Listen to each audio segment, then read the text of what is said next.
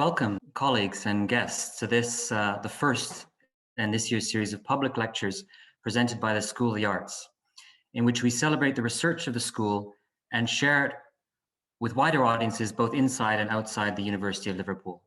My name is Peter Buse and I'm the Dean of the school. Each of the school's 5 disciplines is represented in this series, which runs this year from March to May and takes as its guiding title, Word, Image, Power.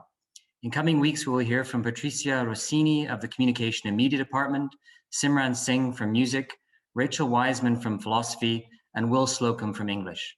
Our speakers aren't obliged to address all 3 terms in our series title, but they will often use 1 or 2 of them as a springboard for thought.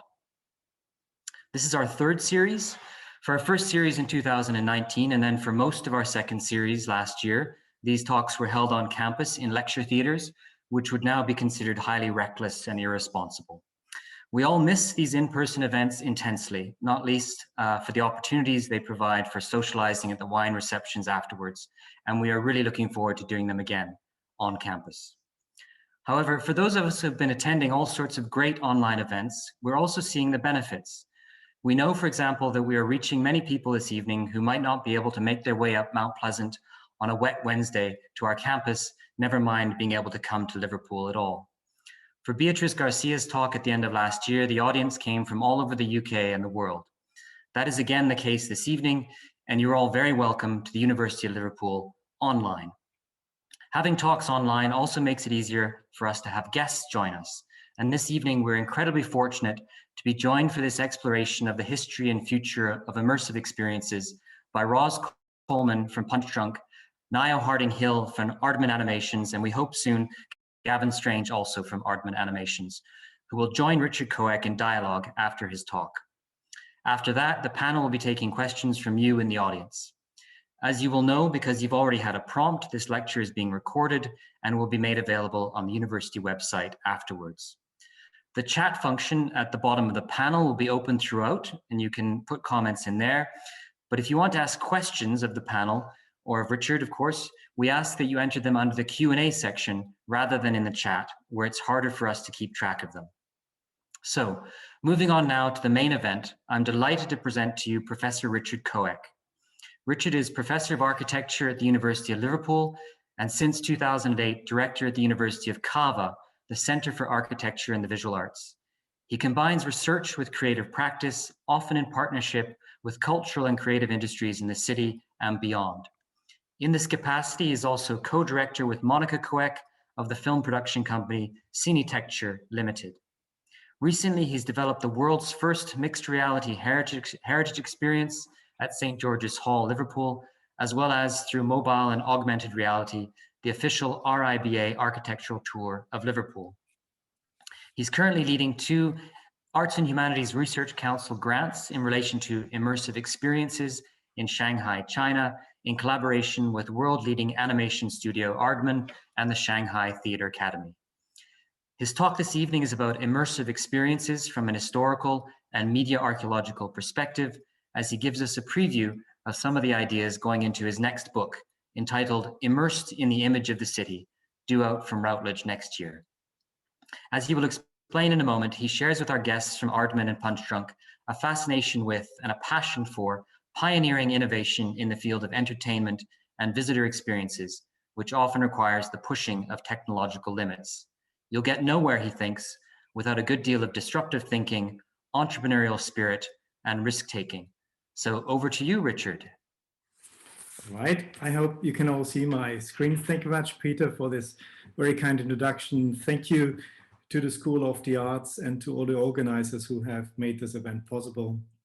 Thank you very much also, special thanks to Erki Hutamo from UCLA, who inspired me tremendously in doing the research that I'm currently doing, and also thanking him for giving me one of his images that you're going to see in a moment's time from his precious collection. And I would like to thank, obviously, the audience that has signed up in such large numbers for this event. Right, so without further ado, well, we are here today to talk about immersive experiences. I think the term probably is quite much debated at the time. I think some of us would probably say we live in an age of experiences. We certainly living in an age where we see an experience economy. Cities are more and more reliant on a visitor economy, and probably this is a good reason for someone like myself who has an architectural background to look at this topic a little bit more closer from, in this case, a media, archaeological, and design perspective. If you own a mobile phone, and I'm sure you do, and if you're remotely interested in digital technology, you will have heard about augmented and virtual reality. You might think that such experiences that you can get from mobile devices, for instance, are somehow new and groundbreaking. And I'm sorry to disappoint you. I don't think they are.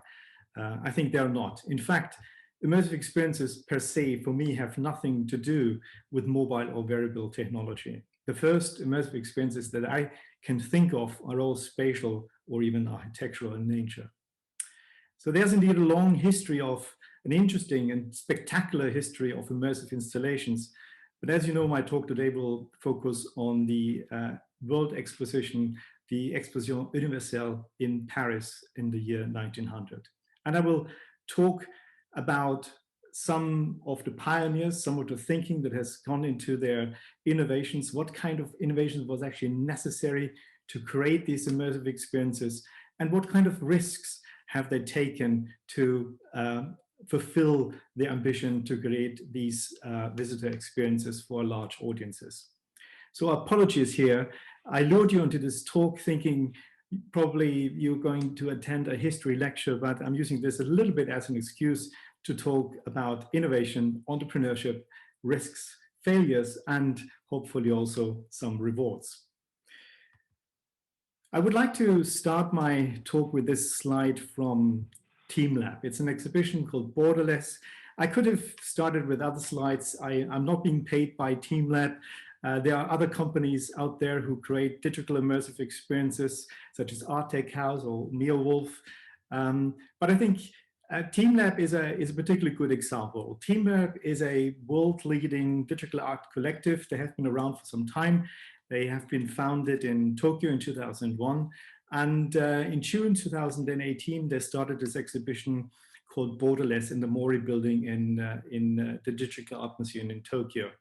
And in the first 12 months of their exhibition, they welcomed altogether about 2.3 million visitors from 160 different countries, which put them into a similar league than other leading museums in Japan, such as the Tokyo National Museum. And before we go any further, perhaps I should give you a small description or definition of how I would define immersive experiences in the context of my talk today. We're talking about purpose-designed 360 degrees spatial illusions, embodied experiences where there are no headsets are needed, visitor attractions that somehow are transgressing between public art, architecture, and entertainment, and in today's context are often driven by a combination of digital technologies. To those of you in the audience who are from an architectural background, you might find it interesting to see that immersive experiences as a topic is not entirely new.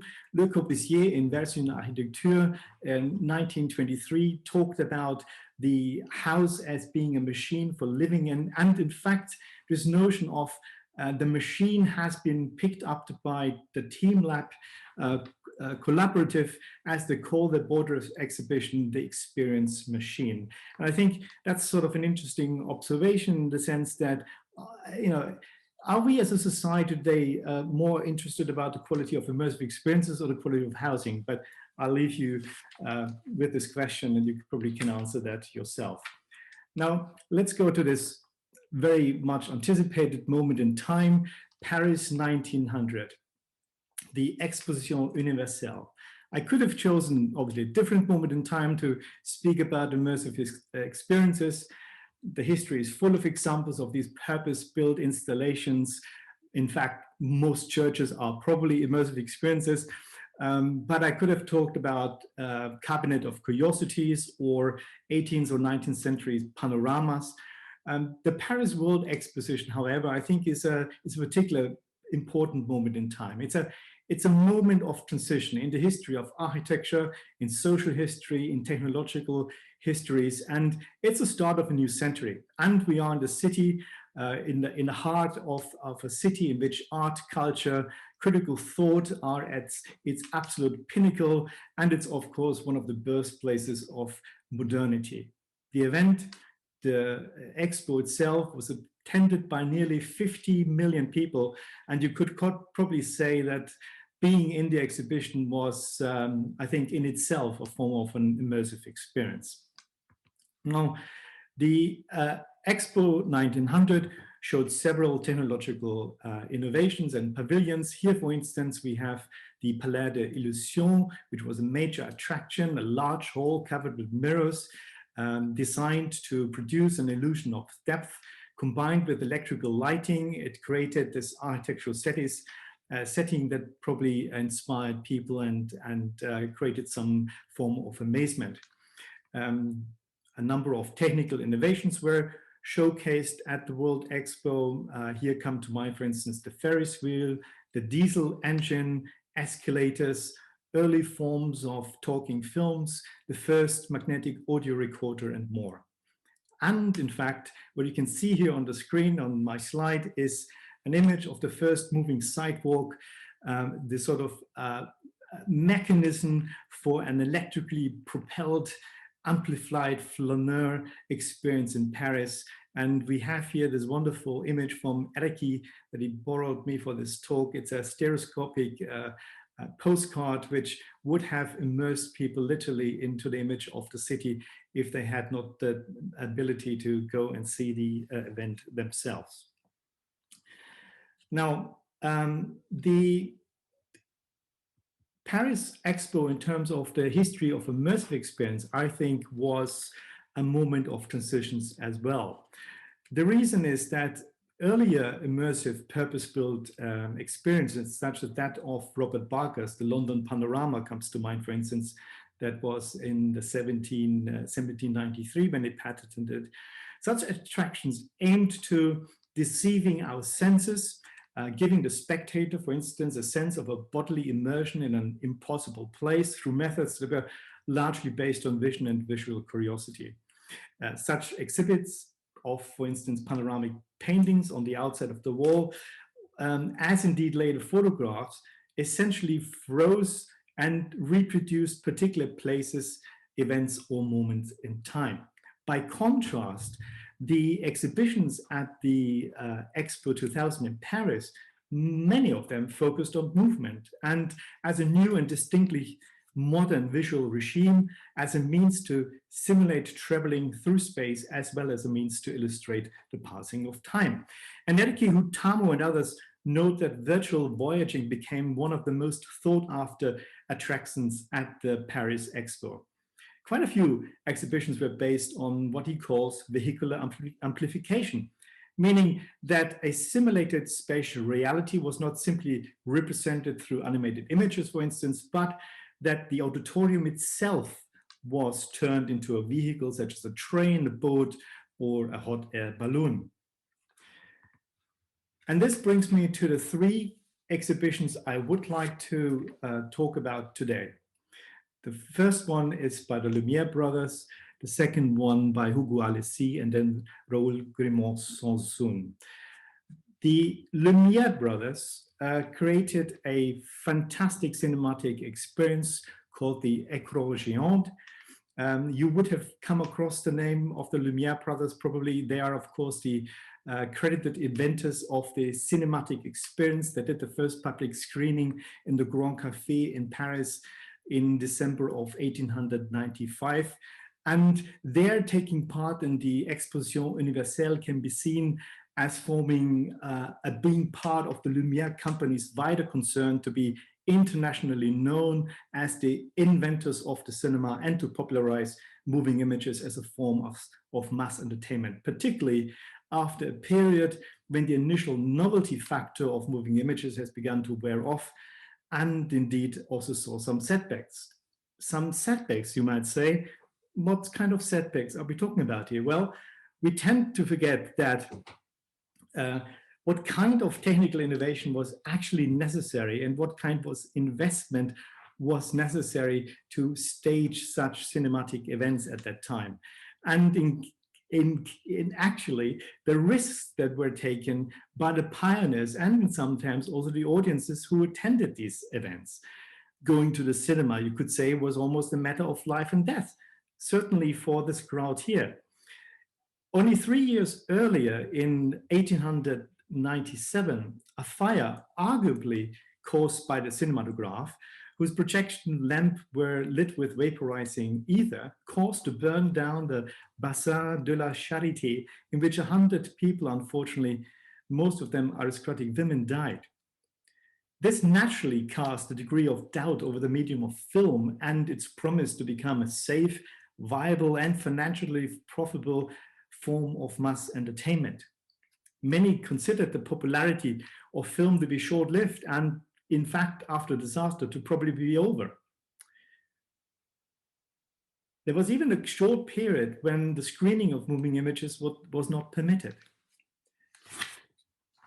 Now, that provides hopefully an interesting context when, in fact, Louis Lumière was approached by Alfred Picard, the General Secretary of the World Expo in Paris, to whom he proposed to conduct a moving image experiment that would showcase the company's ability to project with a relatively small device a greatly enlarged moving image, which could be seen by thousands of people at the same time.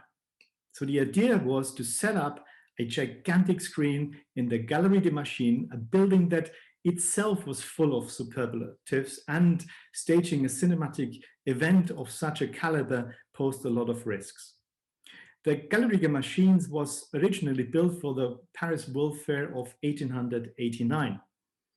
And it was at a time with a span of nearly 111 meters, 360 feet, the world's largest widespan iron-framed structure in the world.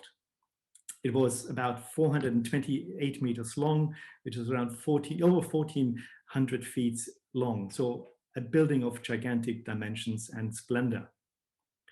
The Galerie des Machines was for the event divided in the middle to make and divided up into sections. And the middle part, the so-called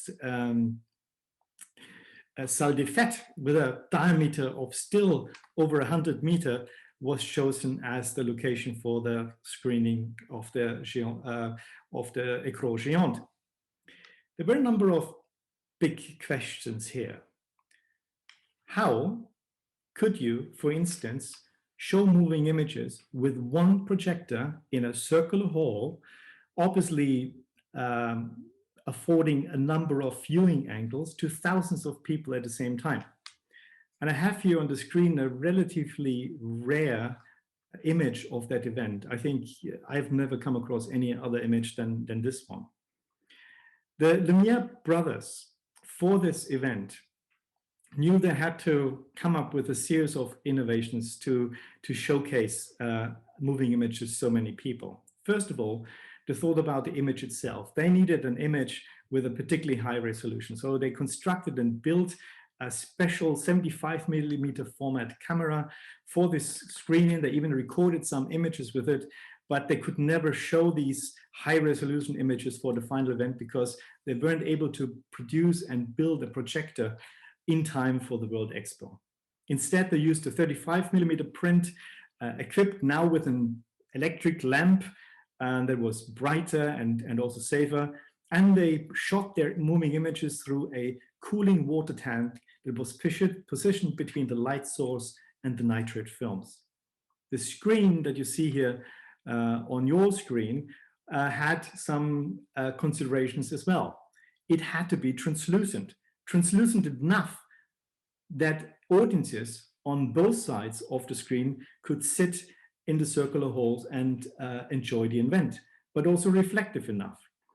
And Louis Lumière found a quite resourceful and pragmatic solution for this.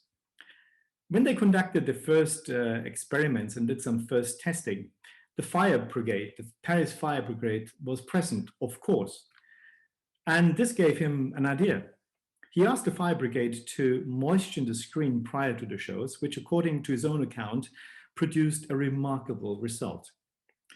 And to avoid that the fire brigade had to come and spray the screen every night, they built a large concrete water tank, which was built and buried underground, in which the screen was kept during the day, and in the evening hours when there was the show, they hand wrenched it up into place for the screening.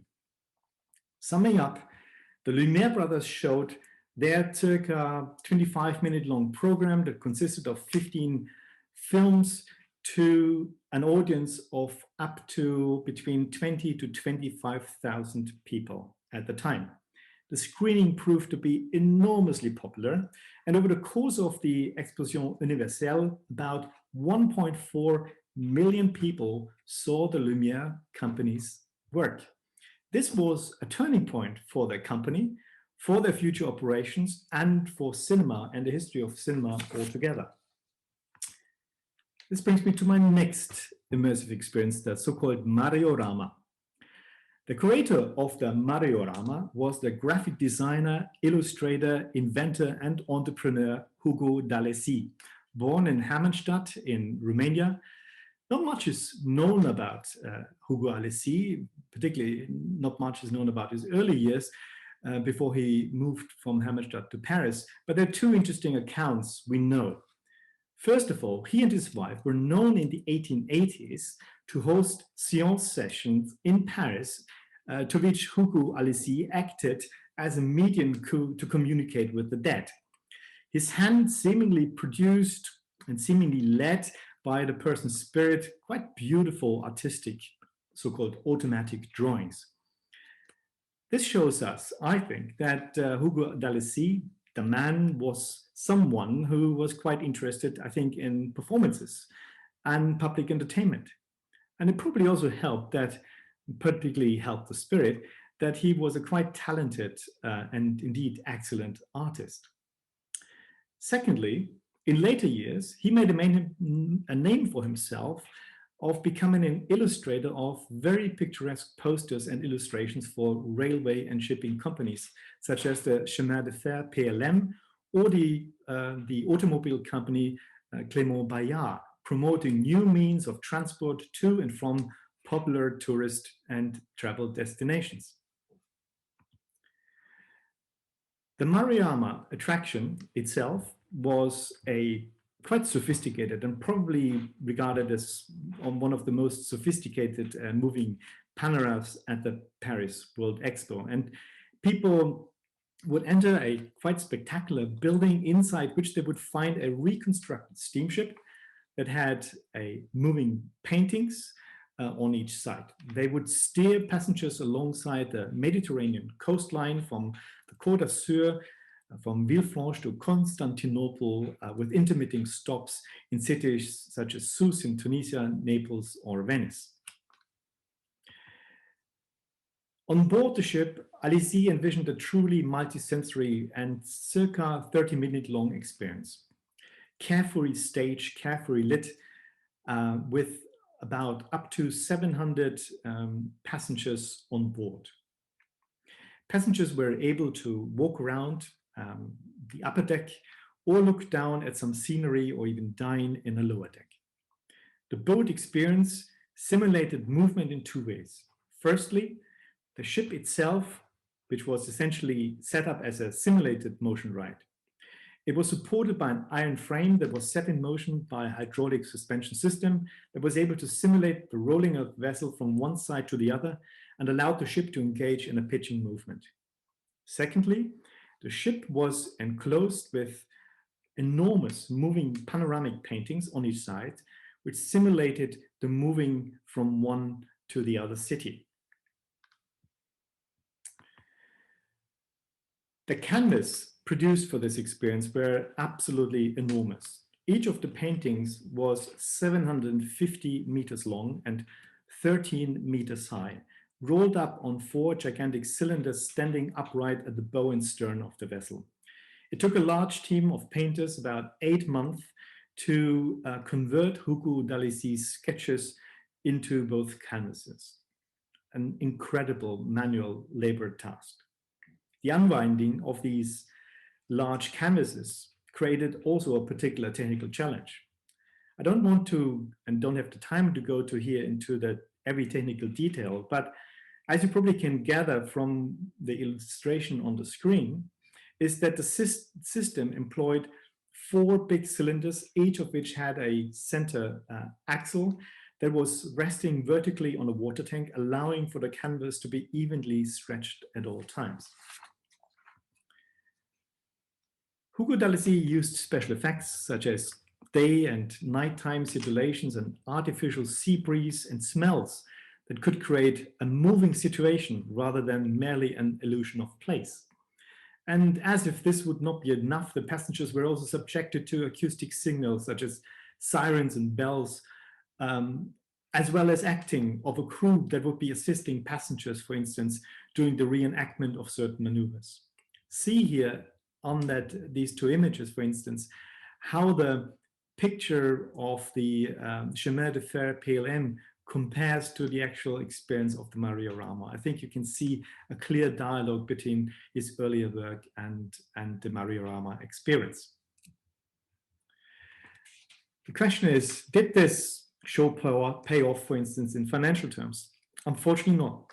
The Le Mariorama encountered significant financial problems and costly delays even before it could open its door. It's difficult to ascertain how much money the Le Mariorama recuperated. It attracted still around 270,000 visitors, which was probably more than other attractions, but the estimated income generated through tickets was probably less than half of the estimated costs of the construction. So the whole enterprise ended in a financial disaster. This fantastic steamboat and all the sort of paraphernalia associated with it disappeared, and we can't even study this device today. And this leads me to my third and final immersive experience, the so-called Cineorama, which is particularly close to my mind because it relates to cinema. The Cineorama was thought about and devised and planned and realized by Raoul Grimont-Sanson. He was known in France as the inventor of the so-called photoarchigraph, a 35mm camera projector that was patented in France and which proved to be the greatest commercial competition in France to the Lumière cinematograph. He had the idea to create a simulated air balloon ride over Paris and a number of other cities using a cutting-edge cinematography and projection technology. How did it come to this idea? Well, there's a bit of a context to this, because from the 1850 onwards, we can see a rise in the fascination of an age-old dream, flying. In France, the engineer and inventor Henri Giffard became known as one of the pioneers of passenger-carrying airships. At the 1867 World Fair, he exhibited a smaller air balloon, which was installed at the Avenue du Suffren in Paris and later in London. And as part of the World Fair in 1878, he unveiled an attraction at the Tuileries Palace, and you can see here a picture on the screen. That balloon would ascend up to 500 meters above the city over there and take about 40 paying passengers with them. With this, and with his expertise in film projection technology and the context that I've just shown you here, it's probably not too surprising anymore that Raoul Grimont-Sanson came up with the idea to create a spectacular panoramic show at the Exposition Universelle, intending to simulate a hot air balloon flight over Paris and other places. Using his expertise, he attempted to build a revolutionary 360-degree cinematic capture and projection system instead of the painstakingly produced static panorama paintings that I've just shown you earlier. You can imagine that this required significant planning, a large amount of technological innovation, and significant finances. It took him about 4 years of preparation before he started building the experience for the Expo in 1900. A number of issues he had to overcome. First of all, image capture. Grimoire-Sasson had to find a way to capture 360 degrees at the same time. He built the 360-degree camera system capable of shooting 70, not 35, but 70 millimeter films. And that system consisted of 10 cameras all mounted together on a tall timber rack. He took this camera to different places in Europe. I've found some still images of shots in Barcelona and in Brussels. And even he took the camera allegedly to North Africa. In this attempt and in this photo, what you see on the screen, we can see his preparations for using the hot air balloon to film with his synchronized multi-camera 360-degree capture system for the first time in Paris. The filming on location created a considerable amount of public attention, as you can imagine. Grimoire-Sasson reports that around 15,000 people, might be slightly exaggerated, amassed on the ground of the Jardin des Tuileries on the 24th of April, located what is now the Louvre Museum and the Place de la Concorde, to watch the rise and hopefully later descent of the hot air balloon. He and his team of 7 people on board, in fact, dared to ascend into the Parisian sky. And I should perhaps also mention that unfortunately the Enterprise didn't end too friendly, because they had a bit of a rough landing. Some people describe it as crash landing, in which some of this expensive equipment was nearly destroyed, not to mention the possible engineers to his helpers. The virtual journey inside the Cinerama meant that the show, that he needed to simulate somehow the ascent of the balloon over the city of Paris, and then obviously continue with the simulation with several stopovers in the aforementioned cities, which essentially would have resembled a time-compressed virtual tour through Europe and Africa. An absolutely phenomenal idea. And this basically by capturing real places. The Enterprise, however, ended with a massive failure. How did it come to that? An audience up to 200 people strong would have been positioned in the center of the rotunda that you can see here on the right-hand side of the screen, on an elevated platform that could be reached via a small staircase, which essentially resembled the underside of the hot air balloon. The projection of the image was apparently remarkably good, meaning that the panoramic images projected onto the rotunda wall, which in itself was about 100 meters long, was bright enough and relatively seamless. So we couldn't see many of the stitching lines. However, there was another big problem. The exhibition was well publicized and very popular with the crowds. Let's recall, however, again, the incident at the Bazaar de la Charité that I mentioned earlier.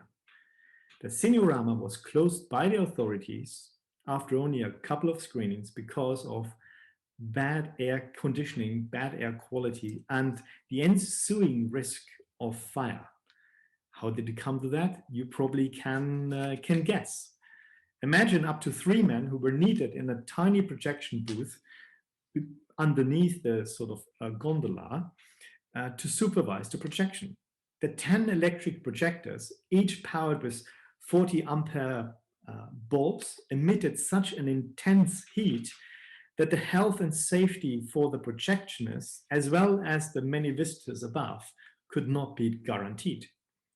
Please at this point also consider the large amounts of 70 millimeter flammable nitrate film of the reels that were being used. So the whole enterprise, once again, ended in a phenomenal financial disaster. And it ended abruptly for him as a disaster and his investors. Despite the fact, however, that the realization of the Cinerama was sketchy and unexpectedly short, he was successful with perhaps one of his intentions. And that is to stimulate our imagination to capture and see the world with unprecedented eyes and in unprecedented ways. His work is inspirational. I was certainly inspired, particularly after I was able to locate and see the original 360-degree camera in Paris. And you can see it here on the screen. Grimaud-Sanson undoubtedly contributed, what I believe, to the technical development of motion pictures. There's some academic debate about this, but I think it's clear. What we see here, or what he has demonstrated, essentially is an early idea of an IMAX cinema. And in fact, the device that you see here on the screen, that is the direct predecessor of some of today's 360-degree digital cameras array, was actually technologically, in terms of resolution, quite superior to things that we would be using today.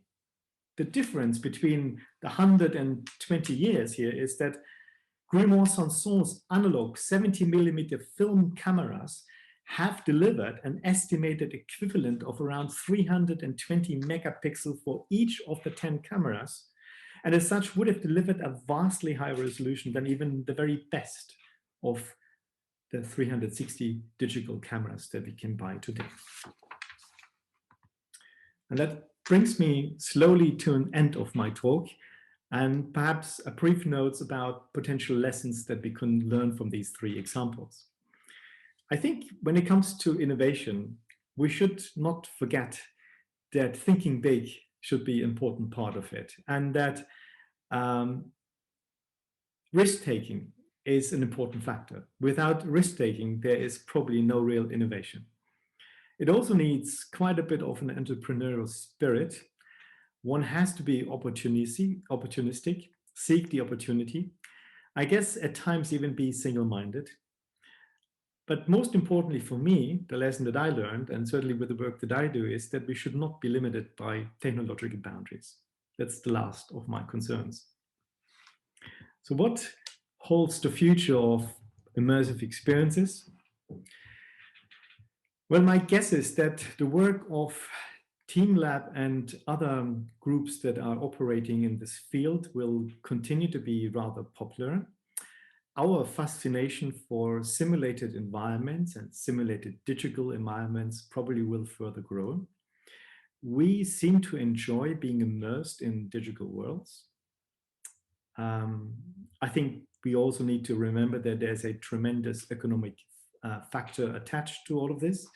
And that makes me believe that in the future, we will be seeing more of such installation works and more developments on that front. When it comes to architecture and cities, I think we will also see some type of immersive experiences leaving the confined space of the warehouses and art galleries where they're currently housed. And these immersive experiences probably will begin to, in one form or another, spill out into the urban realm. We'll be seeing hybrid, real-time, location-based experiences, some of which perhaps will require little from us, perhaps nothing more than just to be a passive consumer of sophisticated, digitally enhanced, location-based experiences, whether that is good or bad. Again, you decide. And last but not least, I expect to see, perhaps in the future, even more artistic and probably more story-led experiences that are perhaps more intimate in nature, that don't necessarily have to rely on 20 or 25,000 people at one time. And in fact, perhaps some of them will be looking like the experience that I'm currently working with Augment Animation, the Shanghai Theater Academy, and other partners for an immersive experience in Shanghai. And I would like to thank you very much for your attention. And this marks hopefully a good point of transition to the Q&A session and to Nayu, Gav, and Ross. And I'm passing over to Peter, who will introduce some of our panel guests. Thank you very much. Brilliant, brilliant. Thank you so much, Richard. My head is spinning a little bit here at these three examples. So What we're going to do next is we're going to move into a panel discussion, as Richard said, and welcome, Gav. Really good to have you here. Glad you could make it.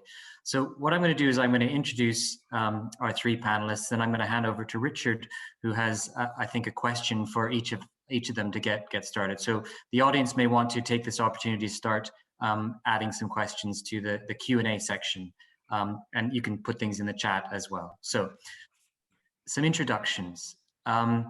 We have with us here today, I'm really pleased to have Gavin Strange, who will get the first question from Richard. Gavin is a director and designer at the UK's beloved creative studio Aardman Animations. He's been working at Aardman for over a decade, and his creative output ranges from title sequences for the Off Festival and Shaun the Sheep feature film to channel idents for BBC Two and Christmas films for Fortnum and Mason. Most recently, he directed the multi-award winning Turtle Journey, an emotional, impactful stop frame short film for Greenpeace about the plight of the oceans. His work is diverse in nature, but all held together by a common thread of fun and high energy. By night, he goes under the alias of Jam Factory, indulging in all manner of passion projects from filmmaking to illustration, toy design to photography, and even making music under the moniker of Project Toy. Gavin is a keynote speaker and has spoken around the world, from Mexico to Manchester, the Middle East to Munich. In 2016, after speaking at the prestigious Do Lectures, he wrote the book Do Fly, a motivational mantra published by the Do Book Co. and Chronicle Books. Niall Harding-Hill, head of attractions and live experiences at Aardman, is responsible for the strategic development and management of a portfolio of global attractions, exhibitions, and live events. She's helped establish Shaun the Sheep as a force in global branded family entertainment, with a growing location-based entertainment business that continues to expand the reach of Aardman's iconic film and TV properties. Under her guidance, the company has recently opened attractions in Japan and the UK, adding to Aardman's portfolio that includes attractions in Sweden and Australia, international touring exhibitions, global touring stage shows, and an international program of live events throughout Europe, the Middle East, Southeast Asia, Japan, China, and Australia. Upcoming projects include new attraction launches in Japan, a North American touring exhibition, and a new global Shaun the Sheep circus show. And then finally, we have with us Roz Coleman, producer at Punch Drunk, who has a long record of producing immersive works in theaters, old television studios, derelict office blocks, forests, beaches, parks and gardens, cemeteries, streets, car parks, cathedrals, Spiegel tents, schools, war memorials, hotels, shipping containers, town squares, nature reserves, caves, basements, people's living rooms, a small animal hospital, up a mountain, on the roof of the Royal Festival Hall, and underneath the world's largest disco ball. She's a founding member of Immersive Art Collective and five-star sellout show Clang House, has been an associate director of Circa, and worked alongside international greats such as Robert Wilson, Gratte-Ciel, Royal Deluxe, Artichoke, Meow Meow, and I Fagiolini. She now produces for Punch Drunk. Having run their globally renowned production Sleep No More in Shanghai for 3 years, she returned to London to deliver an R&D program as part of UCRI's Audiences of the Future program. As you can imagine, we are really delighted to have all of them here with us today, and I'll hand over to Richard now to get us started. Yes, I'm very delighted as well. Thank you so much. Gav, you're working on at the moment on an immersive experience in Shanghai. What's so innovative about it? Can you tell us more about it? What are you doing? Yeah, sure. Obviously, Richard, you know very well what we're up to at the minute. So first of all, hello everyone. It's really lovely to be here, and I'm so sorry I wrote such a long biography. I should have just kept it to one sentence, shouldn't I?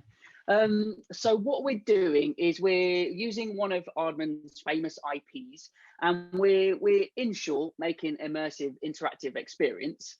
But you know, there's obviously lots and lots of beautiful work out there, immersive installations and things where, you know, it's a beautiful sensory overload and you're immersed in this physical space.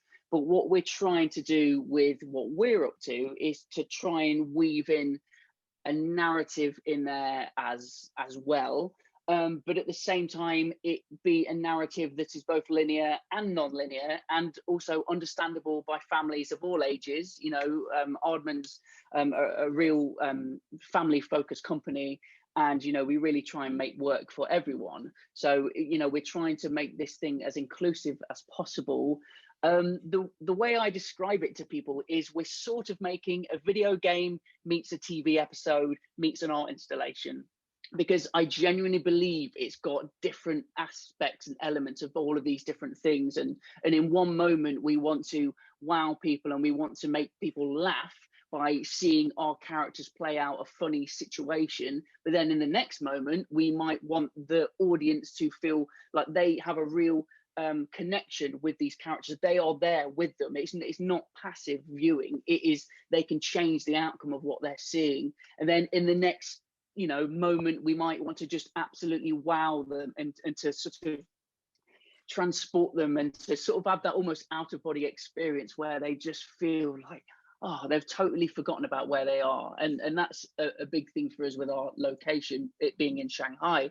It will be in urban China, but what we're trying to do in our space, we're trying to really sort of make people sort of escape, and it's set in rural China. So we kind of want them to step into this box essentially with lots of high-tech equipment, but for them to totally forget about that and for it to just feel like an escape for them. So it's new territory for us as Aardman. We've been making telling stories for 40 plus years, but this is something new, and it's such an exciting challenge, and it's crazy and it's complicated, and when you try and explain it, it takes ages, and I love that. I absolutely love that. As I'm a video game fan, I'm a narrative story fan, I'm a film fan, so for me this is the absolute dream project to work on. Gav, thank you very much. That sounds super exciting, very entrepreneurial, very risk-taking, which leads me to Nayo. Nayo, perhaps a little bit relating to my talk that you probably saw. You saw the sort of level of commitment and investment that was needed sort of 100 years ago to put up some of those more groundbreaking experiences. I wonder how this resonates for yourself as looking after Aardman's attractions and lived experiences. Does this resonate with some of the things that are happening on Aardman's end? Yes, certainly. Thanks, Richard, for an amazing presentation, really inspiring. And I think I noticed someone in the chat kind of mentioned the kind of circle of life that we have. It's incredible that's 120 years ago, but actually those experiences are still resonating with amazing things that are happening today. I mean, from our point of view, that sense of the unlimited opportunity to push the boundaries, I think that's where we can kind of take our characters and our brands is certainly something that resonates at Aardman. The sense of unlimited imagination, and also the spirit that kind of we have this crazy bonkers idea, but there's a kind of collective sense at Aardman of kind of, right, so how can we make it happen that everyone kind of engages with? And there's a kind of dedication and a perseverance and a creative commitment to make everything we do exceptional, that's intrinsic to Aardman animation, and then that kind of carries through to everything else we do, including our live experiences and attractions. And across the company, we always have that appetite to test the seemingly impossible and find solutions. However, we don't always have the budget or the investment to do that, which is a big challenge. And that's when you really need to kind of dig deeper to find the kind of creative and narrative solutions to produce incredible immersive experiences when you don't have incredible budgets available. I think that's again a super good connection to Ross, because Ross had the pleasure of working on very large productions and also very small productions. And I wanted to ask you, obviously I know you from having seen Sleep No More in Shanghai, which to me was a life-changing immersive experience, I have to say, because it just gave me so many more ideas about what theater is and what it could be, and how you can engage audiences in ways that I never thought about, and also how they would behave in ways that I never thought about. So Ross, someone with your experience, what's your take on this? What do you think will the future of these immersive entertainment experiences bring to us? Thank you so much, Richard. It's been amazing to see these rich graphics throughout the whole of the talk, and to imagine the impossible things being done from a kind of theatre perspective. I don't wish to be at all macabre, but actually just hearing some of the disasters was really resonant in a lot of ways. You know, the things that people are putting on the line when they're expecting to make these grand leaps of faith into the unknown. And especially now thinking about Shanghai, talking from London, it feels completely impossible that Sleep No More is still running in Shanghai and the audiences are experiencing that there. And I wonder kind of, you know, how this lockdown has been an immersive experience of sorts, you know, when we come out into the world again, how that itself will also be immersive. And I think we'll get really adept at talking about the soft magic that kind of crackles at the edges of some of these experiences, but we'll also be so excited just to be around one another again. I think the arts are going to have to make such a strong case for themselves. I mean, with 2/3 of New York City's arts and culture jobs now disappeared, essentially. I think I saw in a Bloomberg article recently, we're going to have to make such a strong case for what we are presenting as a sector and why we want to be the reason why people are coming together. And I think there's going to be, gosh, all manner of innovations from the kind of technical digital perspective through to how are we going to be delicate and intimate again in a space. I mean, whether you're putting on VR goggles, ultimately you're still going to need to sanitize them. You know, how are we going to breathe together in spaces again? Is it the bit where your heartbeats all come into the same rhythm when you're watching an orchestra? And I think, you know, from a theatre perspective, again, like some of the most immersive experiences I've ever had have been in reading a book. So it's a really key question, like what are those stories that we're going to want to tell as we're coming back out? And then what are we going to do to be able to get the resources to actually put those on? But I think the appetite for immersive is greater than it's ever been. So Huge, yes. we'll get another one of those great leaps up afterwards, essentially. Yeah, that's right. So thank you, Ross. So I'm handing over to Peter, and I hope the audience will post some questions in the Q&A section. Yes, Peter? indeed. We are starting to get some questions coming in to the Q&A. So I might go straight there. I mean, I have a couple myself as well, but I'd like to go to the audience first. So the first question says, it's not a question per se, but a comment, but I think it is a question, and it's probably a question for you, Richard, as the architect. I think there might be something here about perhaps learning from Las Vegas or something like that. Have you been to Las Vegas is the question.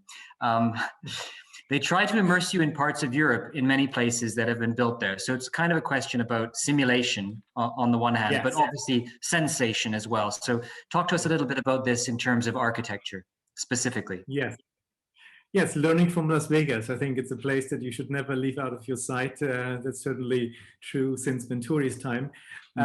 Yeah, I have been to Las Vegas many times. I lived for a while in Oklahoma. And, you know, Las Vegas is obviously an immersive experience, and what it creates are these spatial simulations, these sort of other places, this sort of contradictory narrative places, sort of miniature versions of Paris and Venice and other places, and Bellagio and so forth. I think what we can learn from that as architects is the importance of narrative. And I think you see some of those phenomena not just being isolated in environmental bubbles like we have in theme parks and to some extent in gambling towns like in Las Vegas or Macau, but to see these things also being spilled out into the urban realm, which is what I alluded to earlier. And if you look, for instance, to China, to a town called Thames Town, you would be finding a lot of these narrative contradictions. You find a town where you have Harry Potter on a broomstick in the middle of China. You would have a typical red British phone booth there, and obviously using that sort of borrowed cultural context as a meta narrative to attract visitors to some extent, but also, and crucially here, use the sort of approach as a method to offer an inhabitable place. And I think that's quite remarkable. Las Vegas, by the way, also has one of those purpose-designed immersive experiences by Meerwolf. And again, it's a company just as TeamLab or Artec House, and they're doing very well. Brilliant. Thanks, Richard. I'm going to try to make my way through these questions in order, but one did catch my eye a bit further down, and it just reminded me of a little chat we had in the green room beforehand. It's a question for Rosalind. And you know, we know the notoriously secretive Punch Drunk, so I'm bound to ask this question. And you started talking about it a little already anyway. Can you tell us anything about the future for Punch Drunk in terms of COVID-19 and upcoming shows? I can try. As you say, we have a lot of works in production, but we do have some announced, which is lovely to be able to share.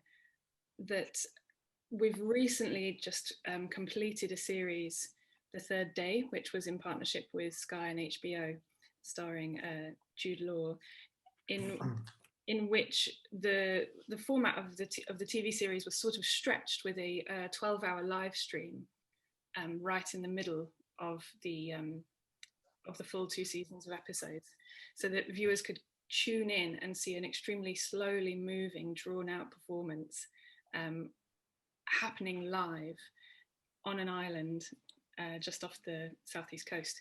And so that's one forum that Punch Drunk's going into, which it's not really had a huge amount of experience in before, and is excited to explore further. And also we've recently announced a forthcoming production with Niantic, who are the makers of Pokemon Go. So using the geolocating points of interest technology that powers the Pokemon Go engine, Punch Drunk will be revealing something forthcoming soon, which you'll be able to keep an eye out for. And I think there's already a couple of articles out about that, so you can Google that quite easily. Okay, so nothing that's not in the public domain revealed. Okay, good. We have a question here. I should be saying who the questions are from. So that was from Dan Maughan. There's a question here from Howard Griffin. And again, it's something that you've started addressing as a panel. Has the current COVID world made you reevaluate the importance of immersive experience for home users? So I don't know if Gav or Niall wants to pick that up. The COVID made you reevaluate immersive experience for home users? Yeah, we've been involved in another project through the AHRC called the Big Fix Up, which is it's a multi-platform experience based around kind of AR. It's a app-based experience, but that has a 3-act series to it, a 3-act narrative arc to it. So Act 1 and 2 were kind of app-based and kind of were acted out by people through a series of kind of challenges and jobs and elements that triggered AR activations using our brand Wallace and Gromit and our characters. Act 3 was going to be the culmination, which was a live event. So it would have been based in Bristol, as we're based in Bristol in the UK, and the kind of culmination would have happened in the city, where an amazing scanning system by Phantasmo based in the US scanned kind of iconic buildings within the city, and people could walk around and experience them in AR, including a 40-meter high rogue lad, which was the kind of the baddie of the story. That had to pivot to become an at-home experience. Luckily, the UKRI did release some additional kind of funding to make that a home AR activation, so you could do it in a kind of scaled down version on your desk, in your garden, in your local park. And then essentially Act 4 now will be a kind of a live activation when we can kind of get back out into the real world. So that's probably the most relevant example that I have. Thanks. Gav, did you want to join in on that? Yeah, I mean, I would just say that you know, especially for us at Aardman, it's sort of we've been doing a lot of this stuff for a long time. We've had an interactive department for the last decade or so, but still, you know, the technology surrounding all of this, it's all just so new and exciting. You can never get comfortable anyway, right? There's always a new tool, there's always a new system, there's always a new workflow, there's always something someone else has done that you think, no way, they've done it like that. So you're kind of, I think, always sort of ready to spring into action anyway.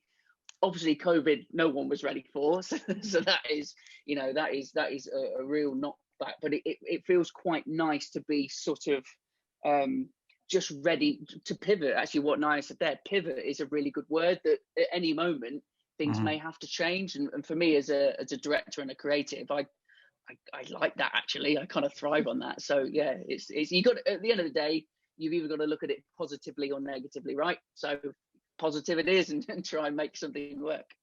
Great, thanks. We've got a question here from Mark, which is again about the moment when one pivots, I guess, because it's a question about shopping centers. He says, which none of us are going into. Do you think shopping centers can be converted into huge site-specific immersive spaces? Debenhams as the surface of Mars. And what is the potential size for this economy? And it's a very interesting question because those spaces are abandoned and empty at the moment. Seems like everybody's in the woods behind my house most of the time these days. Does anybody want to go in about sort of the use of commercial spaces for immersive purposes?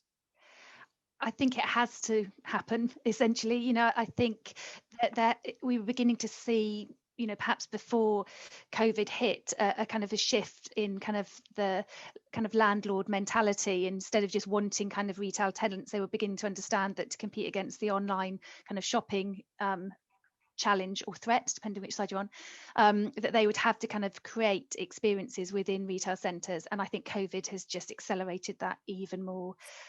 So a lot of the conversations we're hearing now are about how those retail spaces can be turned into experiences that would drive people kind of into town centres, or even into kind of retail, malls on the edge of towns, to get them shopping in physical shops and eating in restaurants and experiencing life.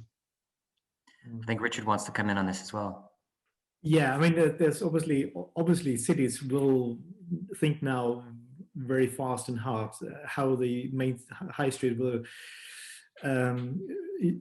recuperate from that sort of experience that we just had over the past year. With regard to shopping centers, I found it interesting to find out when I was doing some work in China and Shanghai, is that there's a term for entertainment experiences in shopping centers. They call it urban entertainment centers. So this notion of linking shopping in a mall to entertainment is not new at all, certainly not in the sort of Asian context. And I wouldn't be surprised we would be seeing more on that front in our context as well, particularly obviously with regards to the sort of pressures on which the high street is suffering at the moment. Okay. Richard, we've got a slightly more critical question here in relationship to architecture, citing the RIBA president, Simon Alford. Okay. It says that Simon Alford challenges the use of VR in the design stages of architecture, saying it reduces architecture to image and leaves it devoid of real-life surprise and mystery. So this is from Jake Cruz, who says, my question therefore is, how does the panel distinguish the use of VR for pure entertainment and for the assistance in design as it is widely used? I think it's a super good question, because it's critical and because it's architectural. We have to talk about these things. So it's good that we're asking these questions. And I'm glad that these questions are being addressed and being asked by the president of the RIBA. And unfortunately, I don't necessarily agree with Simon from the RIBA. I think I would love to have a conversation with him about it. But I would say to him, probably as a user of VR technology as part of a design process, where you can now immerse yourself inside space and design within a virtual world, that this, to me, has much less to do with image than perhaps some other forms of entertainment that he refers to, or sort of a gaming technology, for instance. And I can explain that a little bit, because I think we had similar conversations in the architectural world when we introduced AutoCAD and other sort of digital drawing programs in the architecture profession.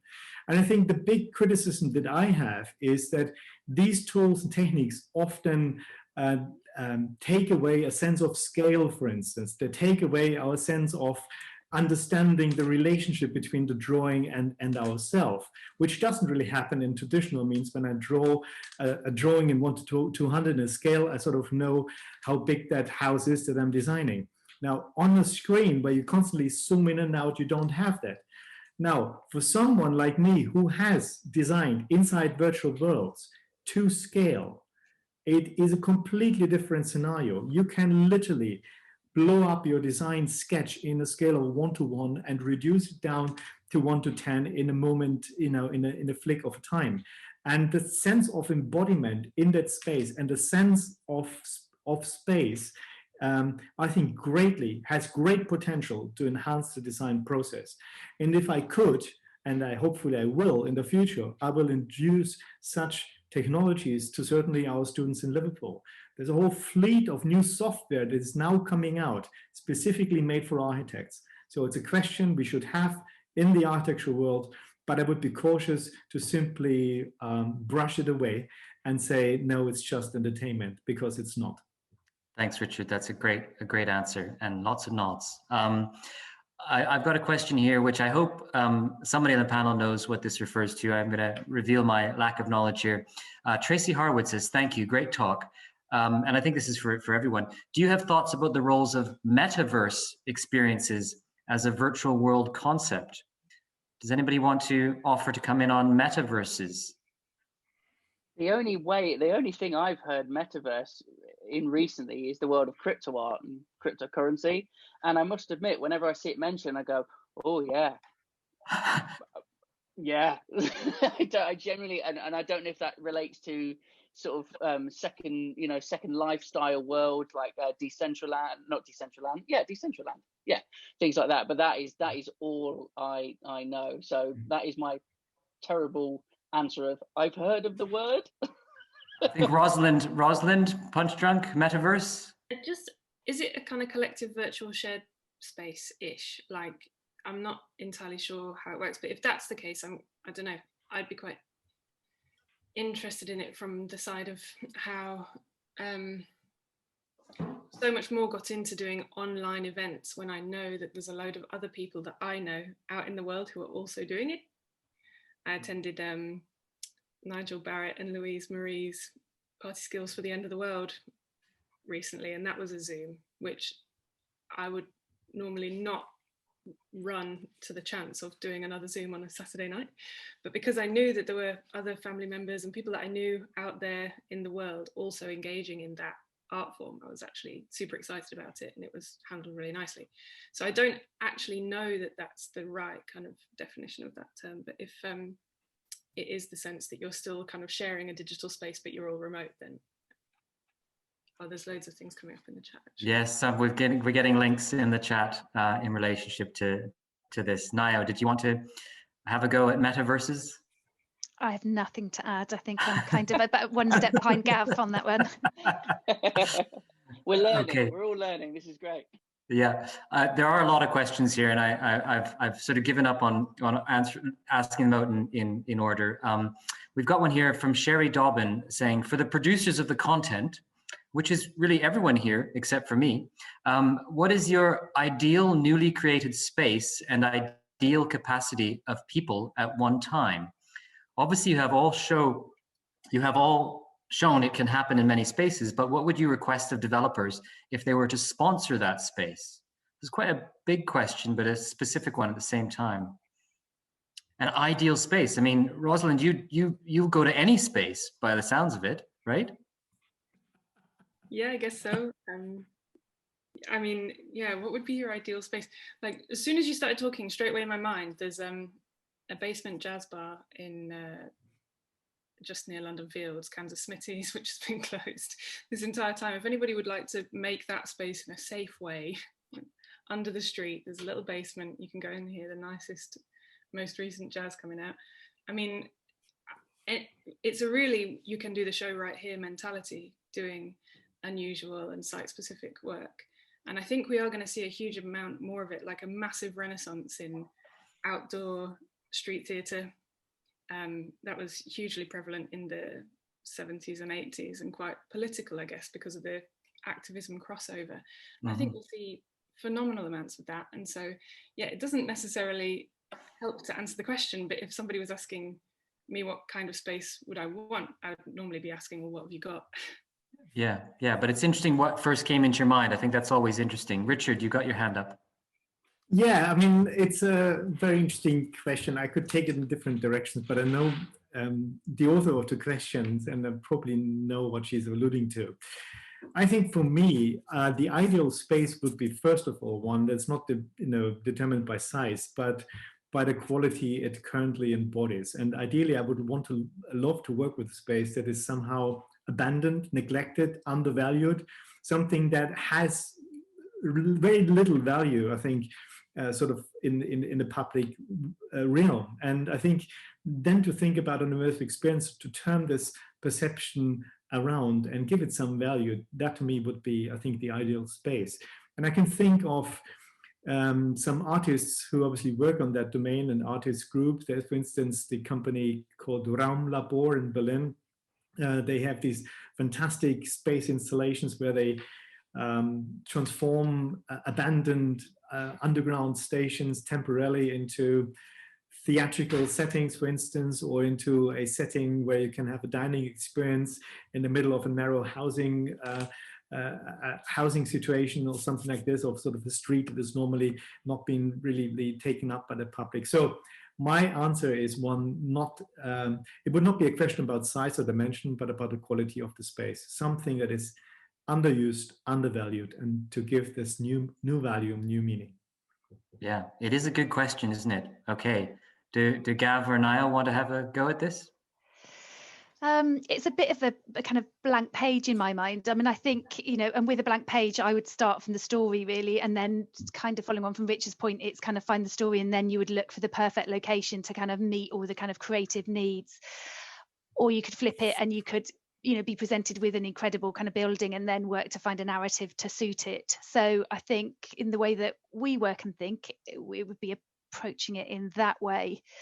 I think it always kind of comes back to the story leading or creating a story to satisfy the opportunity. Story first. Okay. Yeah, I'm so new to this world as well. You know, I'm used to, my work is on a flat, generally 16:9 rectangle on a flat space, and so, you know, ask me in a couple of years when we're in the thick of this, and but I'm so excited by it. This is you know, the possibilities that you can turn any space into anything and immerse people and take them somewhere else. That's such a thrill, and I'm kind of looking forward to finding where the technology falls down, or what is difficult, you know, and that's how you learn and grow, right? So for me, I'm kind of interested to see, oh, actually that's not optimum if we were in this space or that, you know. So it's a whole new exciting world. Thanks. So there's another one that's caught my eye. This is interesting to me. I don't know if this is interesting to you. It seems like quite an important question. This is from Marjolaine Charlotte. She asks, how do you think an immersive interactive experience differs from a game? Where do you draw the line in being an experience creator and being a game designer? Do you think there's a difference in audience and approach? So Roz, you're nodding, so I'll go to you. It's just such a resonant question that's in my mind so frequently these days. I attended a symposium in the time before COVID, and one of the attendants was fantastically candid in saying, I'll tell you the reason why immersive theatre in particular doesn't cross over with video games so frequently. Got one word for you, it's day rates. It's a really glib thing to say, but it's absolutely true, and I think it's all part of that, you know, fact that as the art world has needed to shut down and everybody's digitally pivoted and gone into places where people can continue to access those things which spark your synapses from the comfort of their own homes, there's so much of a question around how we can actually imbue the technical skills of game engines and software into the hands of theatre makers. And I think that there's something phenomenally exciting that happens when you do that, since the power for abstraction within artists is super strong, and actually with the tools and nuts and bolts of like even basic coding, the results that come out of those interactions are genuinely really exciting. And it's only the fact that the time and the money that it takes to kind of get to that fusion is something which is going to be kind of questionable as we try to rebuild, and people have been taking, you know, government grants just to keep the lights on and all that, you know, being real about that. But I think we're going to see such a kind of more of that kind of leaping towards those two forms and wanting to see it fused together. So I'm super keen to see how it all plays out. Great, thank you. Other thoughts on the interface between gaming and immersive experiences? Richard, is that your? Yeah, I mean, in a sense, what we're doing for the Artman project, I described it a little bit in the sense, obviously, that we're bringing in some game technology thinking into an immersive experience. And what I meant by that is that we are focusing on game technology's sort of main driver, which is this notion of being responsive and interactive. And obviously, as Ross already alluded to this as well, with a bit of coding, you can do quite a lot of things, particularly when you create real-time environments, which is quite different than perhaps of what we traditionally would have been done, let's say, even with some of the immersive experiences I showed in this lecture today. And now with digital technologies, we have the possibility to create characters and environments, real-time, responsive, a number of sensors in the space. And you suddenly, as Gav alluded in the beginning in his response, we can change the content on the fly, and the audience has a input into what they see on the screen. And I think that element, I think, is something that is incredibly powerful, and that is certainly a sort of a skill set that is not just technological, but also you have to have an understanding of game design. What kind of triggers do we need? What kind of ways are we used to by now? And in sort of in an interactive, immersive environments that we understand we can actually respond to. So we need the expertise of game designers, not just for the technological input, but also for their understanding of how an audience responds or reacts in such an environment. Thanks. And there's actually, go on, Gav. Yeah. Well, I was just going to say, for us from a production point of view, it's changing the way on the project that we're talking about. You know, Shaun the Sheep for us is normally stop frame animation, which is actual real physical puppets moved one frame at a time, taken with a digital camera, and that's how it works, and it's very slow, but it's very beautiful technique. But for this project, the whole thing is running in Unreal Engine, so we're going to digitally scan, have very high resolution models of our characters, and obviously we can change everything in real time, and that's a massive shift for us, a gigantic shift for us. And I was just thinking the other day, wouldn't it be wonderful in the style of Mandalorian, where sometimes we have giant sets and we have blue or green screen around to digitally extend the set. And obviously we then need to do that in post-production. But for us, imagine a director of photography, we have gigantic walls of LEDs in that set projecting, what the light would actually look like. We can shift from a sunrise set, shoot that, and then go to a nighttime set in the same way. So kind of the technology and sort of the thinking behind games production is seeping into our workflow, and our workflow that like I say is 40 years old as well. So it's kind of it's interesting just borrowing bits from the world of gaming as well. Thanks. I've got a question here which I think follows on nicely from this, because it's about the collaboration that you're engaged in. I think I might go to Naya about this first, because of the work she's been doing all around the world. So this is a question from Simone, and she says, the cross-cultural, creative, collaborative nature of the project in Shanghai sounds very challenging and exciting. Can you elaborate more about what the challenges you encountered were or are encountering, and how does this compare to, say, experience in UK or Europe? So you've been working on projects, all over, and I understand Shaun the Sheep is huge in China. Mm-hmm. Mm-hmm. Yeah, it is, and China is one of our biggest territories, as well as Japan and South Korea in that part of the world. I mean, part of the success of Shaun the Sheep is the fact that it's non-dialogue, which kind of has, a kind of a huge benefit in lots of ways, and that the values are, it's based on a kind of a family dynamic, and that kind of translates anywhere. But in terms of kind of cultural collaborations, I think the approach that we've always taken whenever we're creating attractions or experiences for audiences around the world is to kind of work with local producers and companies, and to really kind of understand what those audiences want, what's culturally relevant to them, what's philosophically relevant to them, and work to find a narrative that delivers that. So rather than kind of having a set of rules in terms of how we develop our attractions or experiences, and these are what you have to follow, we take a very different approach, and a much kind of nimbler approach, and a much more collaborative approach. So it's always a massive learning experience. It's always fascinating. In lots of ways, it's one of the most fun bits of working internationally, is really kind of getting under the skin of the countries that you're working in and the cultures that you're working in, and kind of collaboratively creating those stories that kind of give a reason for why your brand is there, for why you're kind of placing this or licensing this attraction for another part of the world. Thanks. Rosalind, you've worked in, oh, sure, Richard, yeah. I was wanting to have Ross answer this question, because Ross answered, obviously worked for 3 years in Shanghai. Yes, as I was about to Probably ask has that. Yes, something. yeah. Yeah. Yeah, I mean, from a Shanghai perspective, it's like the appetite for experience as a way to interact is just absolutely off the charts. And I mean, I would often be approached about use of a shopping mall or kind of other spaces to kind of bring work into, etc. In that I can sort of see how it could absolutely inform every single walk of life.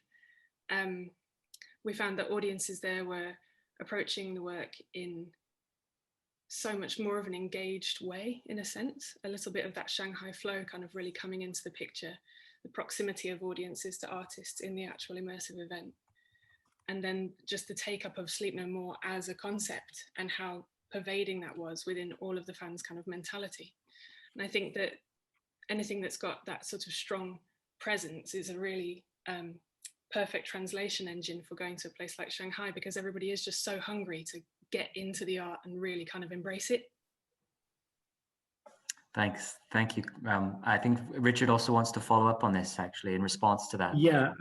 Yeah, I think I would like to follow up as the person who's sort of leading this collaboration between obviously ourselves and Artman, and we have a really important partner in this group, which is the STA, the Shanghai Theatre Academy. And I have to say, we learn a great deal. I think I can speak for everyone in our team from the collaboration with the Shanghai Theatre Academy. And I'm just constantly impressed by so many things, not at least that our colleagues in China display a level of commitment and pace to the development of, and commitment to the development of what they have in mind that is just absolutely unprecedented. And as Ross said, off the chart again. I mean, we cannot really keep up with it.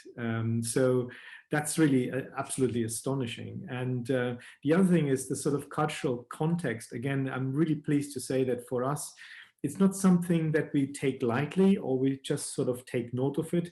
No, we make it absolutely quintessential, the core of our collaborative work, as Gav probably can agree on this, because this influences the story. So we're currently working on the story bespokely made for a Chinese audience, and it raises everything. You know, the questions that we're discussing are extraordinary. So it's of great importance to us.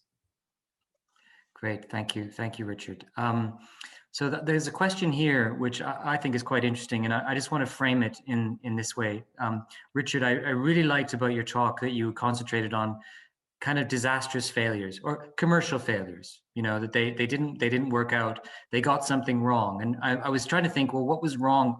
Why did they fail? I mean, they were a bit overcomplicated, you know, partly, but they were kind of, the two failures particularly were dependent on, if you like, old media. So the Mario Rama still had painting as the kind of central point of how it was going to work, and the ballooning adventure kind of had the panorama as its basic point of reference, and these are the point at which the panorama was simply, you know, running out of steam as a medium. The sensation value of panorama was passing.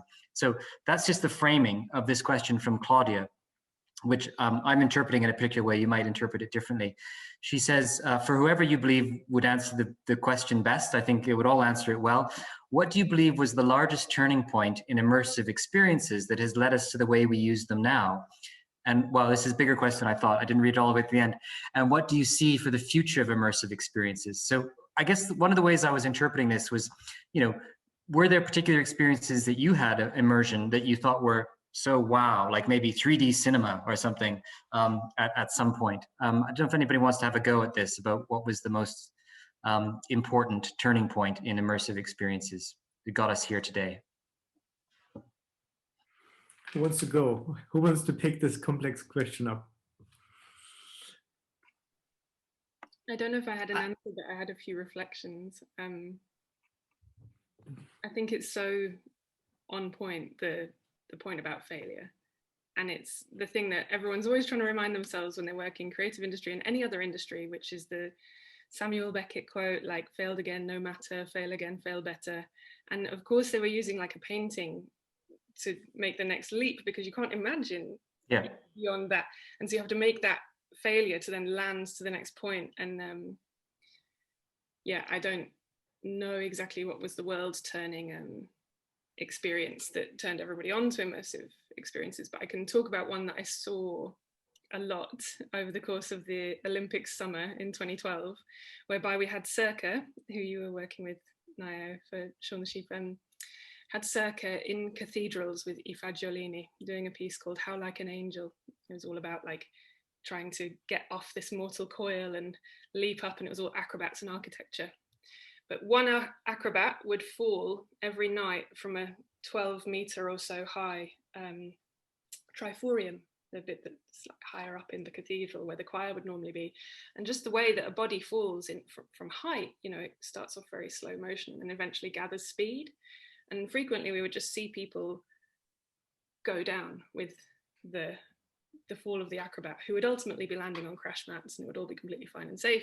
But it's just so impressionant to see that that empathy or sympathy within an audience member, where they would literally pass out because they were seeing a human body fall through space. And I think that was like the perfect summary of how, when you're in a real environment and you're seeing something live and there's a real human there and you're there together, and the most simple gestures can have some of the most profound effects. Yeah, nice. Anybody else want to have a go?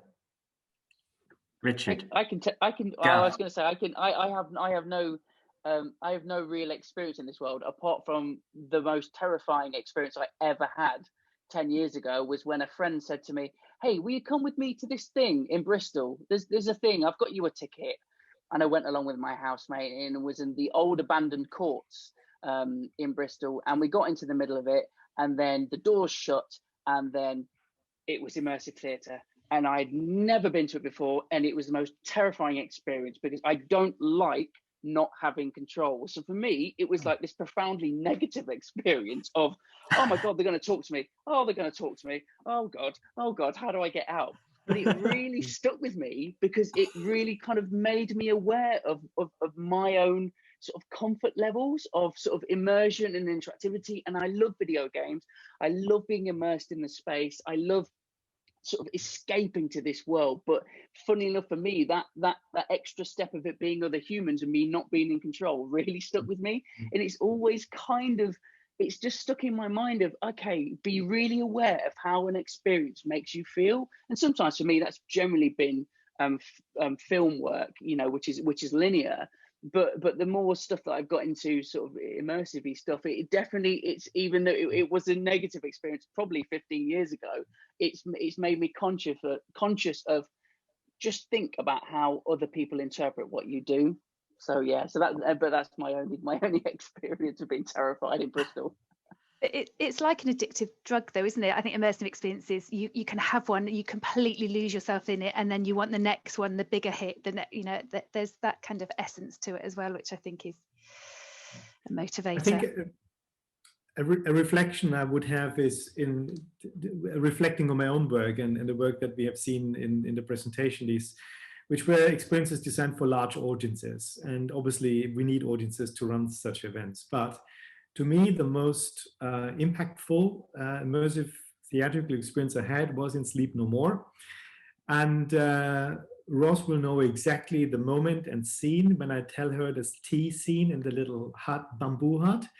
And that is one that is essentially not spectacular at all. It doesn't involve large audiences. It's a very, very intimate one-to-one experience with an actor in a very small confined space, and it doesn't take particularly long, but to have gone through this experience, it just changed everything to me in the way I see theater today.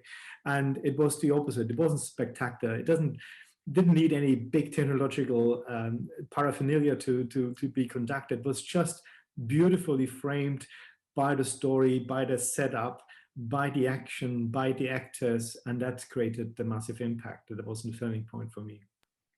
Yeah. Thanks, Richard. I just wanted to say on the end of that a bit what, as Gav was saying, how exhilarating it is, and then as Richard was saying, how intimate it can be, and Niall was saying how addictive, and it's like all those things kind of in mind. Like, I think a huge amount of immersive theatre is just about care and taking care of people in such a way that when you actually are found inside that environment, you feel like you can kind of have the agency to explore and be a part of it without feeling completely affronted. And I think that's when you get those little moments of magic, like the tea scene. Yeah, that's right. Yeah, I think that's a really nice place to stop. We've gone over our time by a couple of minutes. So I just want to take the opportunity to thank Richard and our brilliant panelists, but also very generous panelists for taking the time, but for the way in which you've answered these questions, which have come flying at you from all sides. So really big thank you to all of you. I also want to thank the audience and apologize to them. So many questions. It's got to the point where I was just sort of grabbing what caught my eye. But we're nothing without our audiences, as everyone knows. So a huge thank you to you, and also finally, I want to just say thank you to they've been on here on the screen the whole time. Helen Thomas, Michael Hopkins, and Alan McManus, making this event happen, making it run so smoothly. You've been brilliant, all of you, for getting this set up in this way. So we will be back again next week. We have a talk by Patricia Rossini from the Communication and Media Department with the very enticing title, Block, Unfriend, Quit, which is about political discourse on social media and the engagement with or evasion of or avoidance of politics you don't want to hear about. So thanks everyone, and I hope you have a good rest of the evening.